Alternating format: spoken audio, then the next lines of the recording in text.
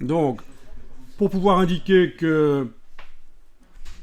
Oui, parce que si je clique sur créer un utilisateur, il va me demander quel est le dossier auquel cet utilisateur a accès exclusivement. Ou est-ce qu'il a accès à tout? Je pourrais aussi avoir un associé auquel je donne accès à tout aussi, mais bon. Le plus simple, c'est de passer par un logiciel FTP pour aller créer sur le serveur le dossier. Alors, je ne vais pas utiliser FileZilla parce que moi, personnellement, je n'utilise pas ce navigateur FTP. J'en utilise un autre que je préfère, mais qui est payant. C'est pour ça que je ne vous ai pas demandé de le télécharger. Il est payant. Voilà, donc je mets de côté pour l'instant le FileZilla et on va en fait utiliser...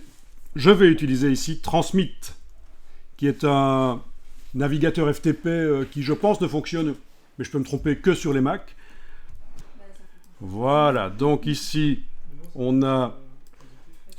Bah, ça se présente un peu comme FileZilla, si vous voyez. Mais donc, ce qui m'intéresse, c'est d'aller chercher un espace web.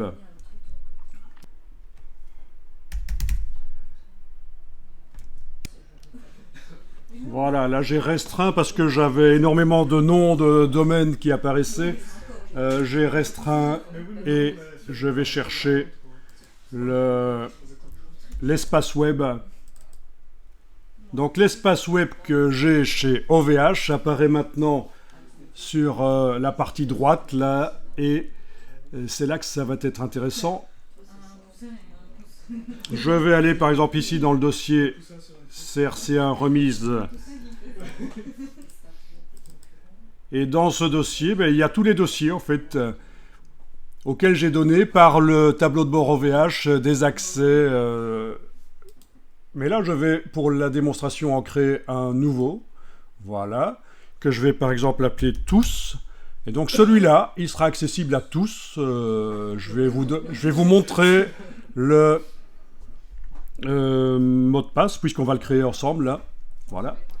Donc, une fois que c'est fait, je reviens dans OVH, le tableau de bord.